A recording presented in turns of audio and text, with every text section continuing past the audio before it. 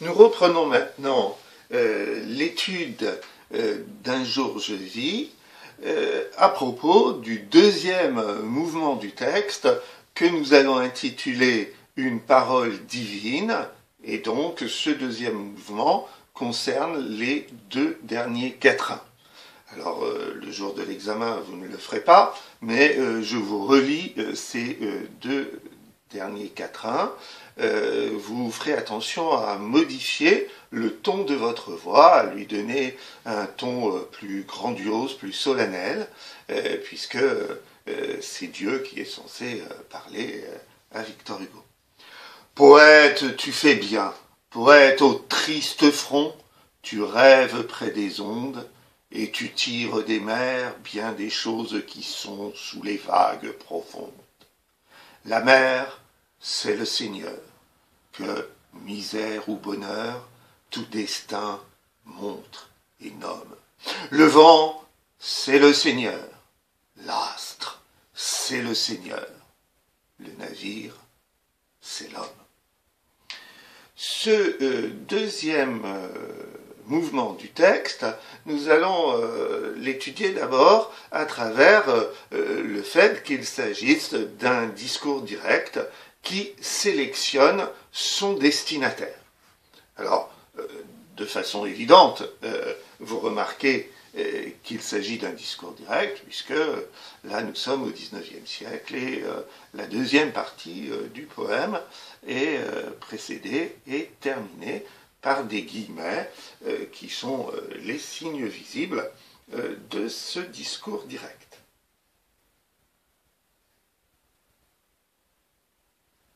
On remarque que ce discours utilise au début une double apostrophe. Poète, poète.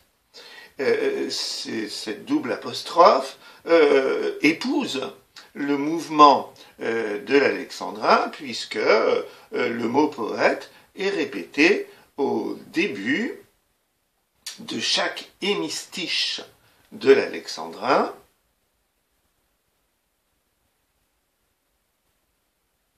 et donc il y a un effet d'anaphore. Vous remarquez que la première mention de poète est suivie immédiatement du pronom tu à la deuxième personne.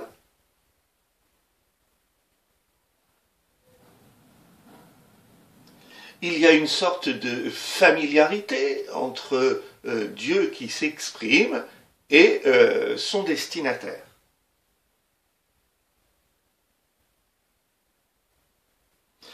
Cela renvoie à une image paternelle du père vis-à-vis de son fils. Et vous savez que dans la religion catholique, il y a une expression qui est Dieu le Père.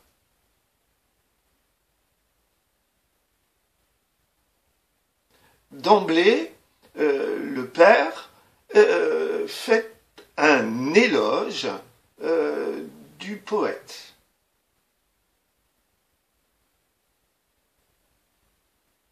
Cet éloge se marque d'abord d'une façon orthographique, puisque vous voyez que Victor Hugo n'utilise pas l'orthographe habituelle avec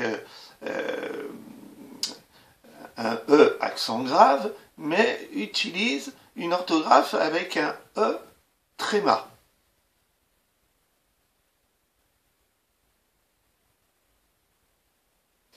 On pourrait dire que c'est une écriture archaïque. Elle rappelle l'étymologie grecque du mot, puisque nous avions dit que, étymologiquement, poésie voulait dire création.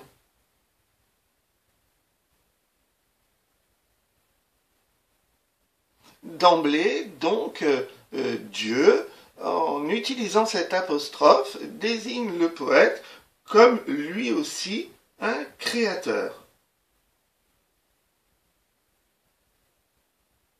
Et donc, il suggère une parenté entre lui-même, Dieu, le créateur de toutes choses, et le poète, le créateur de sa poésie.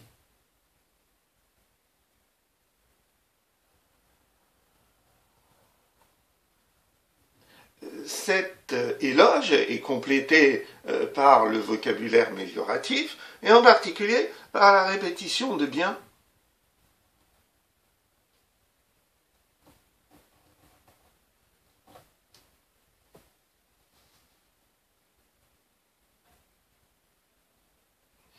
On remarque que cet éloge est accompagné d'un ton expressif.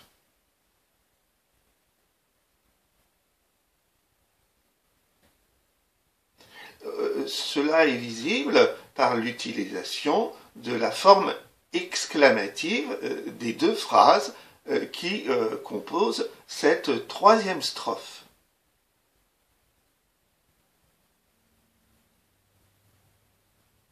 Le ton est donc à la fois solennel, puisqu'il s'agit de Dieu, mais aussi protecteur.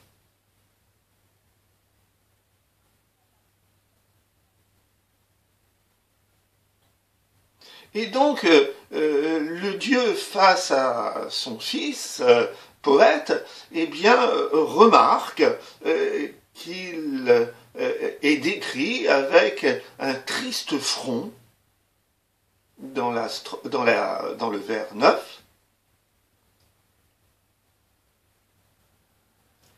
qui traduit les douleurs morales du poète.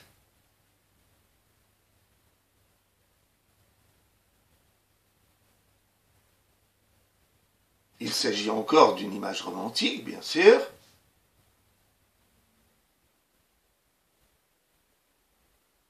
Mais en même temps, le Dieu qui s'exprime a plein d'empathie pour le poète.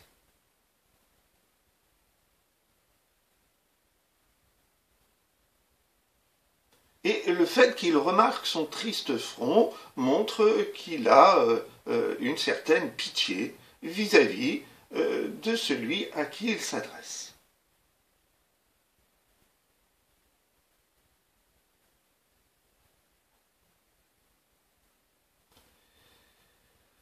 En réalité, Dieu, à travers l'éloge du poète, fait l'éloge de la création poétique.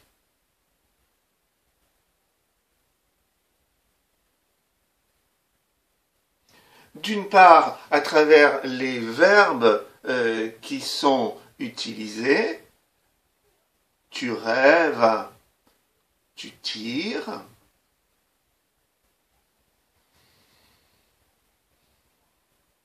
Le premier verbe décrit la source de la création poétique, qui est pure parce qu'elle n'est pas matérialiste.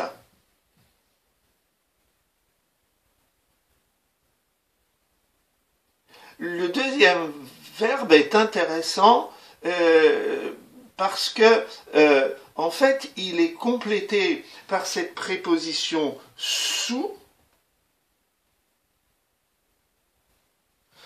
qui montre que le poète est sans doute plus lucide que les autres hommes, car il est capable de montrer ce que les autres hommes sont incapables de voir.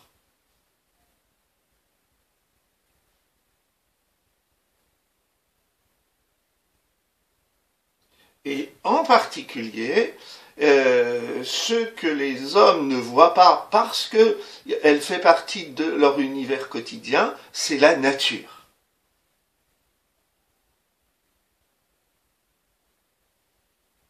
Le poète, lui, a une relation intime avec la nature qui est le cadre privilégié de son inspiration.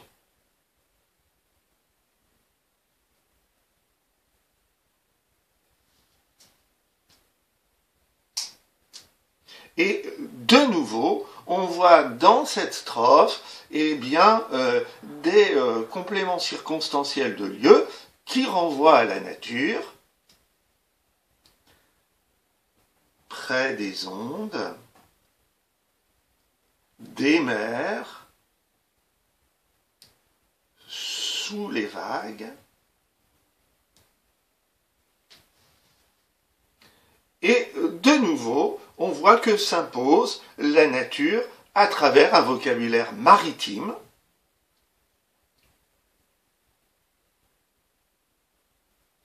et de nouveau, le poème épouse les mouvements de la mer,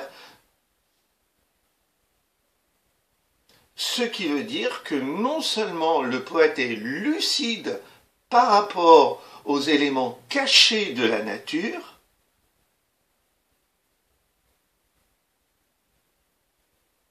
mais même sensible à son mouvement, et tu tires des mers bien des choses qui sont sous les vagues profondes.